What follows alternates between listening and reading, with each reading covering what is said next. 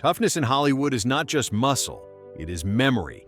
It is what happens when the camera's cut and someone keeps showing up, bleeding, bruised, and unshaken. I gotta tell you before you hire me. I don't work cheap. For decades, toughness was currency in American cinema, staring down violence, pain, death, and doubt. But real toughness, that did not live in the script. It lived between takes, on midnight sets, in broken ribs, in bad tempers, and in the kind of discipline no camera could fake. Some wore it loud, others wore it quiet. Some punched through every role they touched. Others just stood there and never flinched. Thanks. Had breakfast? No. Joe, tell the boy we have a guest. They were not the most famous or the most likable, but when things got real, these were the actors nobody wanted to cross. Not the directors, not the crew, not even the story itself. Here are the 10 toughest actors in Hollywood history. Number 1, Charles Bronson. He did not smile, he did not flinch. Charles Bronson did not just play tough, he was tough. Raised in a Pennsylvania coal mining town, speaking almost no English as a child, Bronson knew real pain before Hollywood even learned his name. By the time he became the face of revenge in Death Wish, crew members already knew if Bronson was quiet, it was not an act. It was warning. Bronson's silence was not mystery, it was survival. As the 11th of 15 children, he worked in the mines as a teenager, earning $1 a ton. Later, during World War II, he served as a tail gunner in the Air Force, surviving more than 30 bombing missions over Japan. That near-death clarity followed him to set. When directors asked for emotion, Bronson would squint and say, "You want tears? Cut me."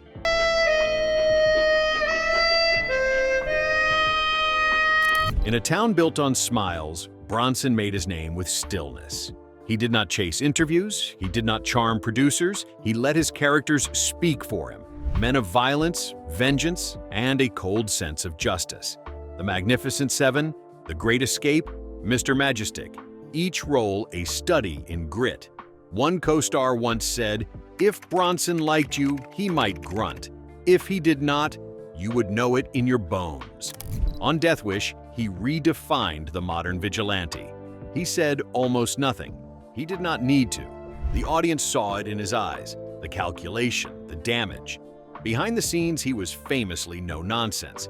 He would arrive early, hit his marks, and leave before gossip could form. A cameraman from The Mechanic recalled Bronson breaking his own finger during a stunt and finishing the scene anyway. He did not flinch, he just reset it and kept rolling. He was not warm, he was not kind. But when Charles Bronson stepped onto a set, things got serious. Crew members straightened up, extras stood still. There was no improvising around Bronson. You delivered, or you got out of his way. Because for Bronson, toughness was not something you performed. It was something you carried and never put down. Number 2, Clint Eastwood. Eastwood did not scream. He narrowed his eyes, and when he did, even the weather seemed to listen. Long before Dirty Harry made him immortal, Eastwood was riding through spaghetti westerns in Spain, directing, producing, and shooting all at once. When an actor fainted during a desert scene, Eastwood kept going, mumbling, "Get him water. We shoot in 10." What are you planning on doing, walking down to Mexico? His stillness was not passive, it was command. Eastwood knew exactly how much force to hold back and when to let it loose. On set, he rarely gave second takes. He believed the first captured the truth, and if someone missed their mark, he did not yell, he cut. "You do not need 5 tries to mean it," he once said, leaning against a camera dolly between takes. As a director, Eastwood moved just as tough as he acted. He shot fast, under budget, and without excuses. On Unforgiven, he finished the entire film 3 days early. Crew members described the atmosphere as silent pressure. No shouting, no panic, just expectation. "He does not say much," one grip said, "but you feel what he wants." That pressure forged performances.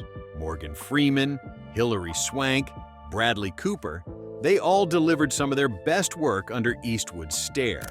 He did not need a monitor. He watched the actor, not the screen. And when he nodded, you knew the take was gold. Actors learned to trust him, not because he was warm, but because he never blinked.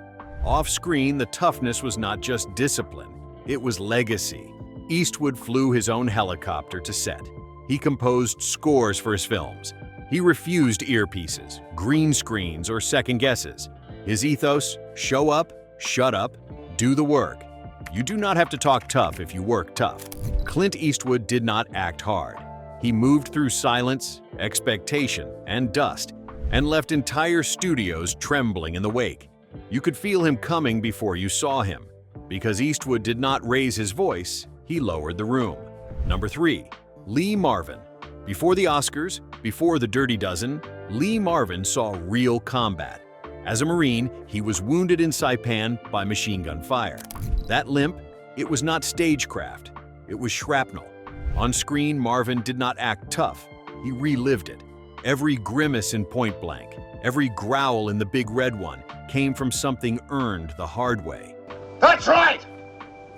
You be good enough to have your men dispose of their weapons. Sergeant Barron! He did not need to study violence, he had smelled it. During World War II, Marvin served with the 4th Marine Division and was one of only a few in his platoon to come home. He was shot in the buttocks and lower back, leaving him permanently injured and permanently changed. After the war, when he took up acting, he did not approach it as art, he approached it as penance. "It was the only place I could let it out," he once said, "but I never pretended it was not real." In films, Marvin became the embodiment of weary masculinity, lethal but tired. His voice did not bark orders, it dragged them through the mud. In Hell in the Pacific, he barely speaks, yet dominates every frame opposite Toshiro Mifune. The crew said there were days Marvin did not talk between scenes. He just smoked, paced, and waited for the cameras to roll.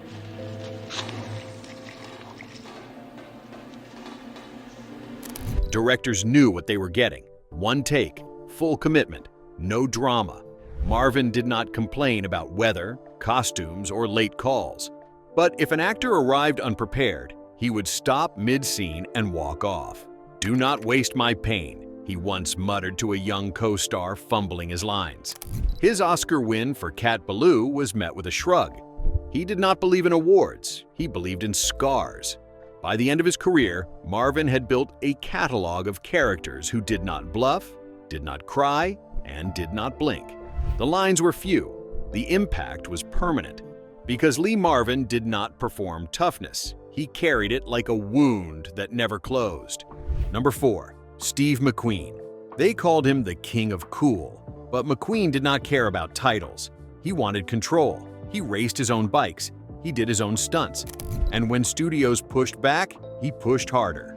During The Great Escape, he famously walked off set for 2 weeks until they let him rewrite his own scenes and do that motorcycle jump himself. That was not ego, it was precision. McQueen did not trust anyone else to feel the road like he did, to move through the frame with the same weight. His toughness was not loud, it was focused. On Le Mans, a film built around speed and obsession, McQueen fought the studio so hard they nearly replaced him. But no one else was the movie. One executive said, he would rather wreck the car than fake the corner. McQueen's past fed his edge. Reform school, petty crime, street fights. He earned his silence in courtrooms before he earned it on screen. By the time he arrived in Hollywood, he did not want stardom. He wanted leverage. He once told a producer, "I do not act, I react. And if you do not let me do that, find someone who does." His colleagues respected him, feared him, but rarely felt close to him. McQueen was not warm, he was not playful, he was exacting. Directors would say he was the most prepared man on set and the hardest to reach off it. He drove the same way he acted, with no margin for error. Everything between action and cut had to be his. He hated dishonesty on film. If a punch looked fake, he would take a real one. If a line felt forced, he would cut it. A lie on screen is still a lie, even if it makes money. That is why McQueen did not smile unless he meant it, why he barely spoke in Papillon, Junior Bonner, or The Sand Pebbles. His characters were not about flair. They were about force. Because Steve McQueen did not want to be the loudest in the room, he wanted to be the last man standing in it. Number 5. Gene Hackman. Hackman's temper was legendary, but so was his work ethic. He once quit acting in frustration, then came back, stronger and angrier, and tore through Hollywood with The French Connection. Directors said he was impossible. Crew said he was intense. But when the camera rolled, Hackman did not act. He dominated. Well, sir, you were a cowardly son of a bitch. There was no halfway with Hackman. He brought every scene to the edge of combustion. During Mississippi Burning, he got into such a vicious argument with a producer that the two had to be physically separated. Then he walked onto set and delivered a performance so sharp the editor did not cut a frame. He brings the storm, one cinematographer said, but he is the weather. Hackman never wanted to be famous. He wanted to work. Raised in a broken home, booted out of college, and rejected by multiple drama schools, he was told again and again he did not have the face, the charm, or the voice to make it. He turned that resentment into fuel. One of his early teachers even told him he would never amount to anything. Years later, after winning the Oscar for The French Connection, Hackman mailed him a signed photo with the words, "Thanks for the motivation." He was brutal with himself, brutal with his co-stars, but never careless. Hackman studied every scene, rehearsed relentlessly, and refused to sugarcoat his opinions. On The Conversation, he clashed with Francis Ford Coppola over character motivation, only to admit years later that Coppola had been right. "But I still would not change the fight," he said. You do not get better by nodding. By the time he stepped into Unforgiven, his screen presence had grown heavier, slower, but no less dangerous. You could see the years behind his eyes, the rage held back by discipline. The actor who had once terrified directors had become something rarer, an elder you did not interrupt. Because Gene Hackman did not perform scenes, he carved his name into them and dared you to look away. Number 6. James Coburn. There was a reason Coburn never blinked. Behind that sly grin and gravel voice was a man who trained with Bruce Lee, literally. Coburn took Jeet Kune Do lessons during the height of his Western fame. But even without the martial arts, his sheer presence, dry, cold, magnetic, made him the wild card in the Magnificent Seven.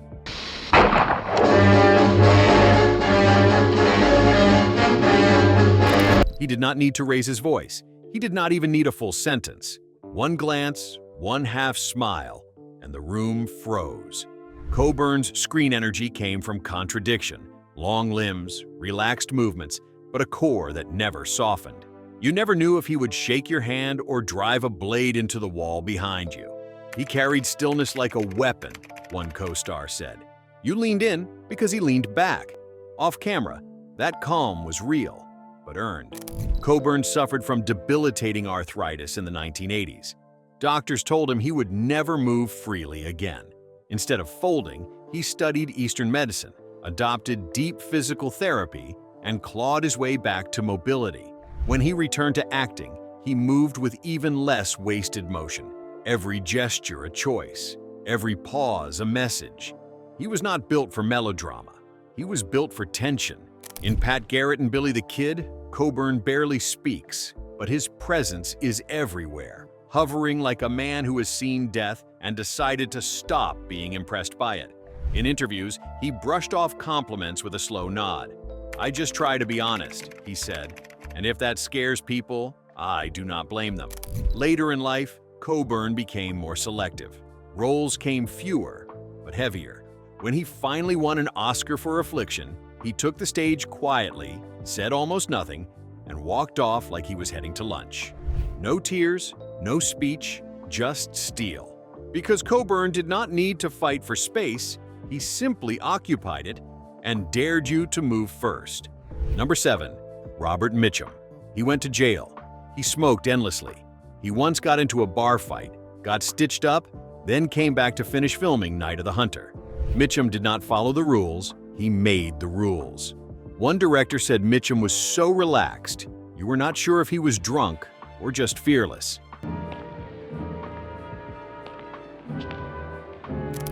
was Hollywood's first true rebel, long before the word became marketable.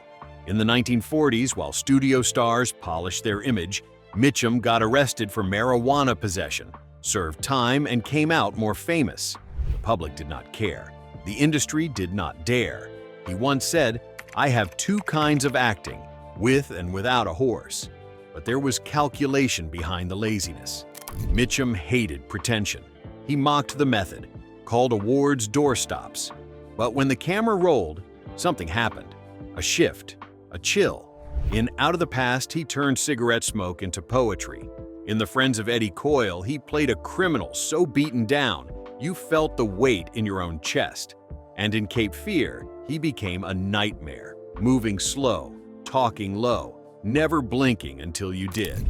Mitchum's directors learned fast. Do not push him, do not flatter him, do not direct him, just get out of the way. John Huston called him the most instinctual actor I ever saw.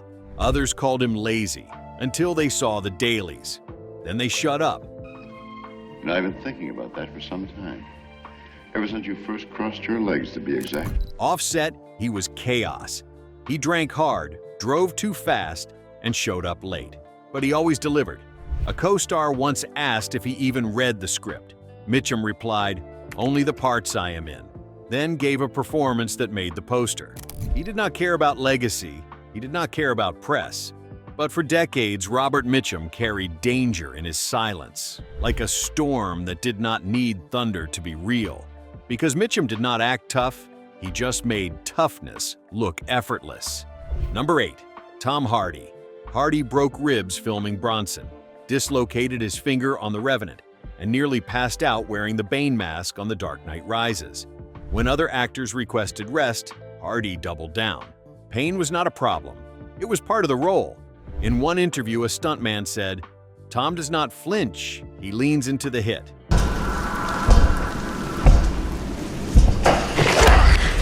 Hardy's preparation goes beyond method. It is warfare. For Bronson, he gained over 40 pounds of muscle, shaved his head, and mimicked Charles Bronson's breathing patterns. For Legend, he played both Crowe twins, often fighting himself on camera, while switching between postures, accents, and temperaments with surgical intensity. One director said, "It is like filming a grenade with a timer. You do not direct Tom, you try to keep up with him." Even in offbeat roles like Locke, where he never leaves a car, Hardy finds intensity through limitation. He once described acting as organized pressure, a space where control only exists if you are willing to break yourself getting there. That pressure shows.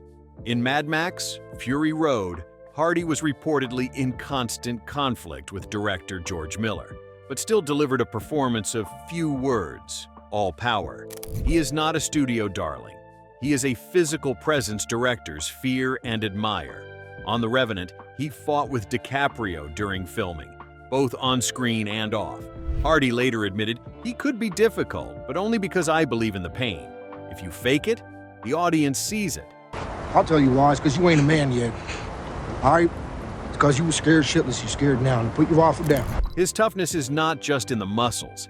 It is in the restraint. Hardy does not overact. He compresses.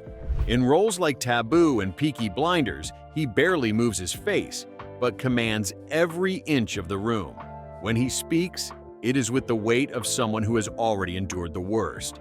Because Tom Hardy does not pretend to be unbreakable, he just chooses to break on his own terms. Number 9. Danny Trejo. His face tells the story. But what most people miss is the years behind it. Trejo did time in San Quentin, survived heroin addiction, and became a boxing champion before he ever stepped on a set. His first role, a prisoner, because he was one. But his toughness is not just past tense, it is a present tense promise.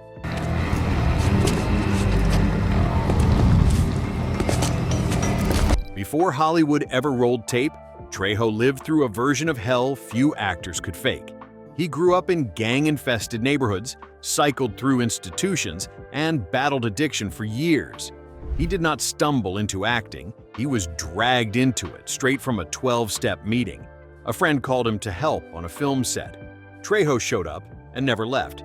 One producer said, He had more menace in silence than most guys had in dialogue. His first official credit was Runaway Train, playing, of course, a convict. But it was not a performance. It was memory. He stood in front of the camera wearing a fake prison uniform over the same scars he earned in the real one. Over time, he became the face of gritty action. From Desperado to Con Air to Heat, Trejo never needed backstory. His presence was the backstory. But what separates Trejo is not just what he survived, it is what he became. On set, he is known for never complaining, never asking for a bigger trailer, never flinching during stunt work. Directors call him one-take Danny because he hits the scene, stares the lens down, and walks away without fuss. "I have already lived it," he once said. "Why would I need rehearsal?" Offset, he became a force of discipline, opening recovery centers, mentoring ex-cons, feeding communities. But even now, in his late roles, the weight remains. You believe he can handle pain because pain never left him. Trejo wears it like a second skin. Because Danny Trejo does not play tough guys, he shows you what happens when one survives. Number 10, Russell Crowe. He threw phones, he broke bones, he clashed with directors, but when it came time to shoot, Crowe delivered. On Gladiator, he fought through a torn Achilles and nearly lost a thumb. When Ridley Scott offered a stunt double, Crowe refused. "If Maximus bleeds," he said, "it better be mine."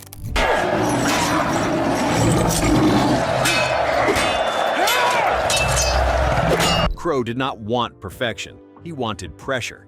That raw, physical tension you could not fake. On set, he was all force and friction. He trained with weapons experts for months, learned Roman sword work, insisted on real armor. One crew member said he did not want to wear the character, he wanted to be the war. That obsession carried over into every performance. In Cinderella Man, Crowe broke his shoulder in training, but insisted they keep filming, reworking the choreography around the injury. In The Insider, he gained over 40 pounds, aged his posture, and demanded the script be rewritten to better reflect the real-life whistleblower's anxiety. It was not about image, it was about truth. He once said, "If I am not uncomfortable, I am not there yet."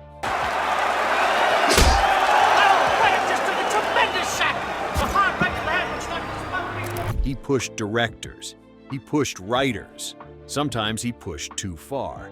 On Master and Commander, he clashed with Peter Weir over tone, pacing, even the score. But every time the camera rolled, the push vanished and the performance landed. Weir later admitted, working with Russell was war, but the kind you win awards for. Off-screen, the volatility became legend. Hotel altercations, tabloid headlines, open fights with journalists. But for those who worked with him, the fire was always in service of the role. He did not fake rage. He did not simulate exhaustion. He embodied it. Every frame of Gladiator, Romper Stomper, the next 3 days, you feel it. That simmer, that edge, that sense that Crowe could explode or collapse at any moment. Because Russell Crowe did not chase approval, he dared the world to take him as he was. And then he earned the silence. Toughness in Hollywood is easy to fake, until the pain gets real, until the hours get long, until the set goes silent, and someone still shows up. These 10 did not play tough. They lived it. On screen, they carried violence like poetry. Off screen, they carried scars no makeup could hide. But what binds them is not just grit, it is conviction. The belief that truth lives in the unspoken, the unrehearsed, the unbreakable. Whether forged in war, prison, addiction, or silence, each of them chose roles that did not flatter. They demanded. Not all were likable, not all were safe, but when the frame needed gravity, these were the men who stepped in and stayed. Because toughness, real toughness, is not noise, it is presence. It is what lingers when the credits roll. Which actor left the deepest mark on you? Let us know in the comments and subscribe for more stories from Hollywood's hidden history.